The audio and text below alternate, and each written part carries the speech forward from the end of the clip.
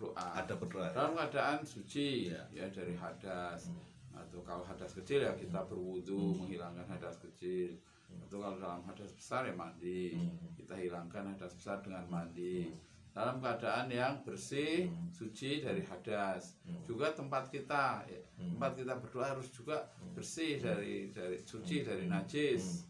Ya apakah itu pakaian kita atau tempatnya di mana itu juga harus diperhatikan. Lalu kemudian diawali dengan pujian. Ya, seperti dalam surah Al-Fatihah. Ya, dimulai dengan pujian, baru setelah itu ihdinas siratal mustaqim. Jadi tidak langsung. Ya, ibaratnya ada pembukaan dan pendahuluan. Seperti kayak orang datang minta sumbangan ya, untuk misalnya untuk pembangunan masjid ya, Pak, proposal kan tidak langsung Pak ini ada proposal minta bantuan panjenengan orang kaya. Takbir, Allahu Akbar, Allahu Akbar, Allahu Akbar. Assalamualaikum warahmatullahi wabarakatuh. Apa kabar teman-teman? Mari pertama-tama kita bersyukur kepada Allah dengan mengucapkan Alhamdulillahirabbil alamin, dan kemudian kita bersolawat kepada baginda Rasulullah Muhammad sallallahu alaihi wasallam. Allahumma sholli ala sayyidina Muhammad wa ala ali sayyidina Muhammad. Alhamdulillah teman-teman, pada sesi ini kita akan kembali ngobrol-ngobrol dengan Ustadz Haji Muhammad Ridho Hisam, dan topik yang akan kita bahas adalah tentang bagaimana caranya atau doa yang seperti apa yang akan diijabah oleh Allah ya. Jadi ini kaitannya dengan doa. Kita sering mendengar di antara kita yang kemudian merasa saya sudah berdoa tapi Allah nggak mengabulkan, atau sepertinya kok belum mengabulkan begitu, atau saya kalau berdoa itu kok tidak khusyuk, misalnya seperti itu. Banyak hal yang berkaitan dengan doa, dan ini penting karena doa adalah bagian dari ibadah. Doa adalah bagian dari ritual di dalam kita mendekatkan diri kepada Allah. Maka kita perlu tahu caranya, dan kita tanyakan kepada ahlinya, yaitu Ustadz Haji Muhammad Ridho Hisam. Mari kita kembali menuju ke kediaman beliau untuk ngaji ya, untuk mencari ilmu dari orang yang kredibel. Assalamualaikum warahmatullahi wabarakatuh, Ustadz. Waalaikumsalam warahmatullahi wabarakatuh. Alhamdulillah kita ketemu lagi, Ustadz, dan kali ini kita ingin mengangkat tentang doa, Ustadz. Doa ya, doa. Karena doa betapapun adalah bagian dari ritual orang-orang yang beriman untuk memohon pertolongan Allah, barangkali begitu ya. Nah, kira-kira doa yang mustajab yang seperti apa, Ustadz? Karena di antara umat ada yang suka mengeluh, saya sudah berdoa tapi ternyata belum dikabulkan sama Allah. Kan bahasa orang awam, bahasa awam umat kan begitu, Ustadz. Mohon dijelaskan. Ya, saya sebelum masuk ke situ, saya ingin menjelaskan mengenai lafadz atau kata-kata atau istilah yang biasa kita pakai, yang asalnya dari agama Islam. Contohnya doa. Nah, doa kan sudah menjadi bahasa Indonesia. Acara selanjutnya apa? Doa. Gitu kan? Doa ini kan dari bahasa Arab. Ad-doa. Doa dari da'a. Jadi doa, kemudian dakwah, kemudian dai, yang itu menjadi bahasa Indonesia. Dan masih banyak lagi, rahmat, taubat, apa adil, apa hikmah, apa ilmu, apa aklun, akal, dari bahasa Arab. Jadi kalau ada yang tidak suka dengan Arab, ya aneh, dikadrun-kadrun kan.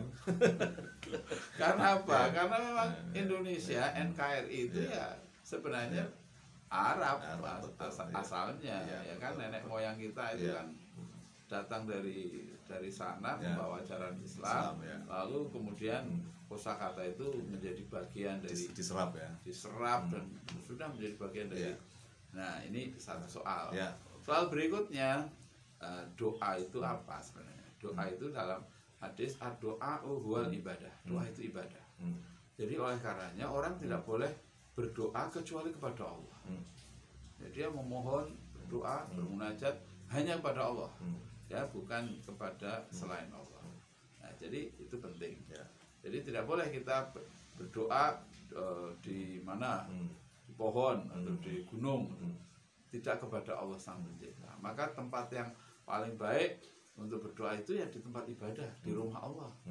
Ya, syukur kalau bisa di Baitullah, di Ka'bah sana. Ya. Kemudian kalau tidak ya di masjid, atau kalau di rumah kita, di tempat kita biasa sholat, ya, di musola, di dalam rumah, gitu. Nah, itu pertama mengenai tempat. Jangan berdoa misalnya di toilet. Nggak boleh, malah dilarang ya. Nah, dilarang. Itu doa masuk toilet. Tapi bukan doa yang kita maksudkan, itu memohon sesuatu kepada Allah. Yang kedua, mengenai waktu. Nah, waktu itu juga penting untuk diperhatikan, yaitu waktu yang paling mustajab, yaitu di akhir malam, wabil ashari, di waktu sahur, di akhir malam, wabil ashari hum yastaghfirun. Mengapa demikian? Karena di akhir malam itu hening, sepi, ya. Bagaimana kalau di kota, di keramaian yang bekerjanya malam hari, ya tentu itu menjadi ramai. Tapi secara umum orang itu bangun dari tidurnya, lalu dia sholat tahajud, dalam doanya itu dia memohon pada Allah dengan penuh kekhusyuan, tidak ada keramaian. Jadi kalau berdoa jangan di depan misalnya televisi sedang sinetron apa gitu, kita berdoa, itu tentu bukan tempat yang dan waktu yang terbaik. Waktu yang terbaik adalah di akhir malam. Lalu kondisinya sekarang orang yang berdoa itu adalah orang yang dalam keadaan misalnya menderita apa sakit yang keras, atau kalau musafir dalam kesusahan, kehabisan bekal, atau orang yang katakanlah dizolimi orang, ya, sering dizolimi orang. Maka orang-orang yang demikian keadaannya betul-betul memohon pertolongan pada Allah. Atau misalnya di tengah lautan, kapalnya tenggelam, dia ada di pelampung, dia mohon berdoa, pastilah doanya itu sangat khusyuk. Nah, maka doa-doa dalam kondisi seperti itu akan mustajab. Nah, last but not least, istilahnya seperti itu.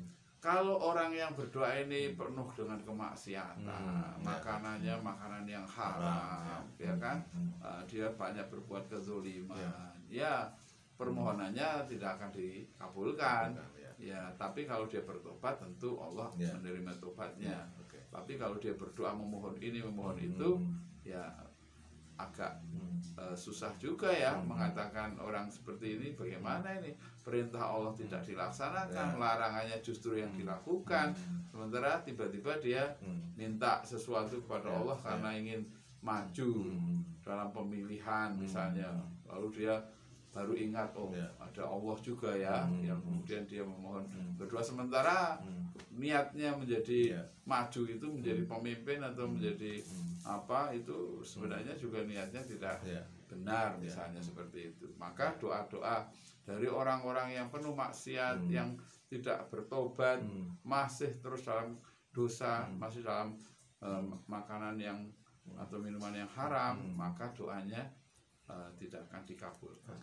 Baik. Nah, berikutnya Ustadz, kalau tidak salah bahwa di dalam berdoa pun ada semacam, bisa disebut apakah etika atau bisa juga sebagai apa namanya ya, atau hukum berdoa lah.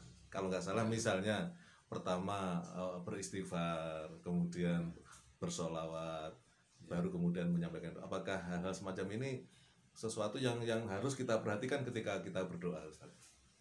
Ya, ini ada berdoa. Ada berdoa dalam keadaan suci, ya dari hadas, atau kalau hadas kecil ya kita berwudu menghilangkan hadas kecil, atau kalau dalam hadas besar ya mandi, kita hilangkan hadas besar dengan mandi.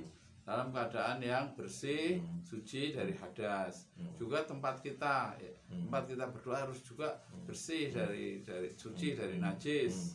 Ya, apakah itu pakaian kita atau tempatnya di mana, itu juga harus diperhatikan. Lalu kemudian diawali dengan pujian, ya seperti dalam surah Al-Fatihah, ya dimulai dengan pujian, baru setelah itu ihdinas siratal mustaqim. Jadi tidak langsung, ya ibaratnya ada pembukaan, ada pendahuluan. Seperti kalau orang datang minta sumbangan, ya, untuk misalnya untuk pembangunan masjid, ya kalau proposal kan tidak langsung Pak ini ada Ya. proposal minta bantuan panjenengan orang kaya, Nah, masa nggak Iya. nyumbang? Ah. Ini Pak, oh, nyumbang. Kan nggak begitu, iya, Pak. iya. Harus dimulai dengan Hmm. kami hadir sini, Ah. Bapak ini orang yang kami hormati, Iya, Pak. Di ah, sini ah. Bapak juga orang yang ternama. Jadi pujian-pujian Iya, lah. iya, betul. Pada akhirnya kemudian Hmm. sebenarnya kami hadir di sini juga ingin mohon pertolongan Bapak. Hmm. Apa itu? Ya ini kebetulan kan mau Bangun rehab masjid, atau betul. mau bangun Iya. masjid. Oh iya saya lihat tuh. Hmm.